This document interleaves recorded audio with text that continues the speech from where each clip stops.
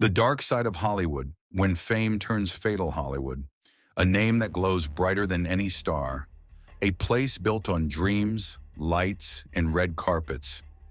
This is the story of 5 women whose lives became cautionary tales. They reached the heights of fame, only to fall in the most tragic ways imaginable. Each one a symbol of Hollywood's promise, each one a victim of its shadows. Case 1. Rebecca Schaeffer, the fan who killed his idol. It's the morning of July 18th, 1989. West Hollywood is calm, bathed in the golden California sun. Inside a small apartment, 21-year-old Rebecca Schaeffer is getting ready for what could be a life-changing day. She's bright, beautiful, and on the edge of stardom. Today, she's expecting a script, one for The Godfather Part 3. Her agent has told her that Francis Ford Coppola himself might be interested. She's nervous but excited. She checks the mirror, adjusts her hair, and waits for the doorbell. When it finally rings, she assumes it's the courier. But the man standing on the other side of the door isn't a delivery driver. He's holding a letter and a photograph. He smiles awkwardly. "I'm your biggest fan," he says. Rebecca thanks him politely, signs the photo, and tells him not to come to her home again. Then she closes the door, unaware that her life has only minutes left. Moments later, the doorbell rings again. This time, Rebecca answers, frustrated. Before she can speak, the man pulls a gun. A single shot. Rebecca collapses. Her final word is barely a whisper. Why? The man's name is Robert John Bardo, a 19-year-old obsessed fan who had spent years fixating on Rebecca. He wrote her letters, dozens of them. She replied once with kindness. That one act of generosity was enough to convince him they had a connection. When he saw her in a movie scene showing affection to another actor, he felt betrayed. He couldn't accept that she was just doing her job, that she wasn't his. Bardo hired a private investigator to find her address. The investigator got it directly from the DMV for $250. No questions asked. And that's how he found her door, how he found her face, how he ended her life. Rebecca's murder shocked Hollywood and the nation. It wasn't just another tabloid tragedy, it changed laws. California introduced new anti-stalking legislation and privacy protections. The DMV stopped selling personal information. And the entertainment industry began rethinking the relationship between celebrities and fans. But none of that could undo what had happened. A rising star's light was extinguished by obsession. A reminder that fame makes you visible, but it doesn't make you safe. Rebecca Schaeffer's story became a warning about kindness, boundaries, and the cost of being seen. Case 2. Dorothy Stratton, the Playmate and the Predator. From the outside, Dorothy Stratton's life looked like a dream, a girl from Vancouver who made it to the top. She was 18 when she was discovered, working at a Dairy Queen. Within 2 years, she was Playboy's Playmate of the Year, a symbol of beauty, innocence, and success. But success came with a shadow. Paul Snider, her husband, her manager, her discoverer.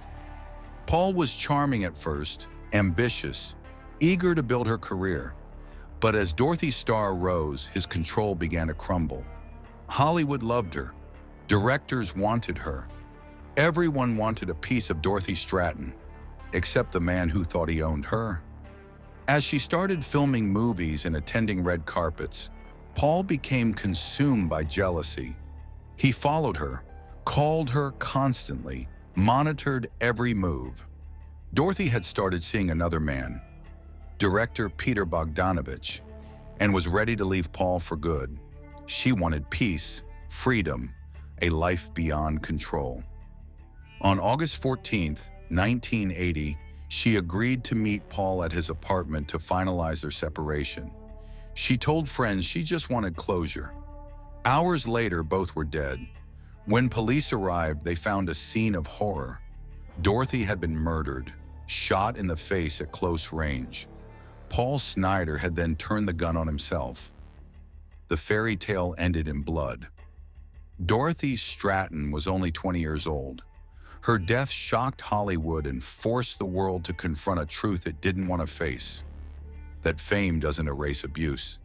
The industry had glamorized her beauty but ignored her danger. Behind the flashing cameras, a young woman was trapped in a cage of control and jealousy. Her story echoed through decades of Hollywood, a mirror of exploitation, power imbalance, and male dominance disguised as mentorship. Dorothy's legacy wasn't just her beauty, it was the lesson she left behind: that behind the lights, control and obsession can turn love into murder. Case 3. Sharon Tate. The Night the Dream Died, 1969. Hollywood's golden age. Music, art, and freedom fill the air. The 60s are alive, full of hope, color, and rebellion. At the heart of it all is Sharon Tate, an actress, a model, and soon-to-be mother. She's 26, married to director Roman Polanski, and expecting their first child. She lives in a house on Cielo Drive, a quiet hilltop home overlooking Los Angeles. August 8, 1969. The night is still and warm. Sharon's at home with friends: Jay Sebring, Abigail Folger, Wojciech Frykowski. They're relaxed, laughing, enjoying each other's company. But down below, on the dark road leading up to the house, headlights appear. 4 members of Charles Manson's cult are on their way. They've been ordered to kill. No one in the house knows that death is only minutes away. What followed became one of the most infamous nights in Hollywood history. The Manson family broke into Sharon Tate's home and carried out a slaughter so brutal it shocked the world. Sharon, 8 months pregnant, was pleading for her unborn child's life when she was stabbed to death. Her killers scrawled messages on the walls in blood. They believed they were starting a revolution. Helter Skelter, Manson called it, a twisted prophecy inspired by delusions in music. The murders were senseless, chaotic, and horrifying. 5 people dead, an entire city terrified. The Manson killings didn't just take lives, they ended an era. The innocence of the 1960s, gone overnight. Hollywood no longer felt safe. Sharon Tate became a symbol of lost innocence. Beauty destroyed by madness. Her name forever tied to a crime she never understood, committed by strangers she never met. Her story isn't just about death, it's about how quickly peace can turn into chaos, how fame can't protect anyone from evil, and how one night can change the world. Case 4. Lana Clarkson, the music producer and the gun. It's February 3rd, 2003.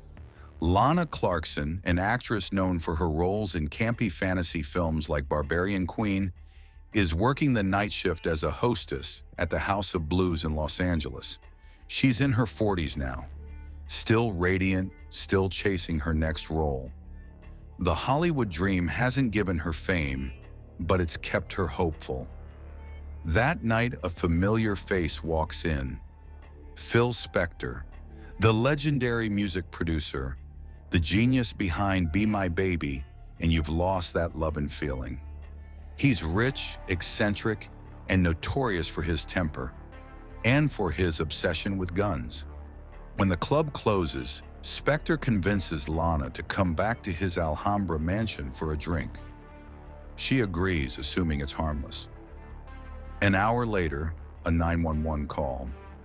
"I think I just killed somebody." Police arrive to find Lana slumped in a chair, dead from a gunshot wound to the mouth. Phil Spector is pacing the hallway, drunk, muttering. He insists she killed herself, but witnesses, evidence, and his own words say otherwise. His driver later testifies that Spector had stepped outside moments after the shot and said, "I think I just killed somebody."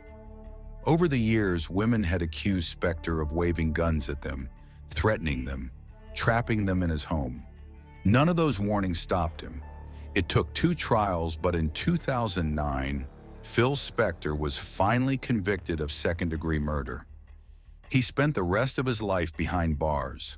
Lana Clarkson's death reignited Hollywood's reckoning with abuse of power, how fame and influence protect predators until it's too late. Lana wasn't a household name, but her death forced the world to look at the dark side of celebrity culture, where the powerful are untouchable and the hopeful are disposable.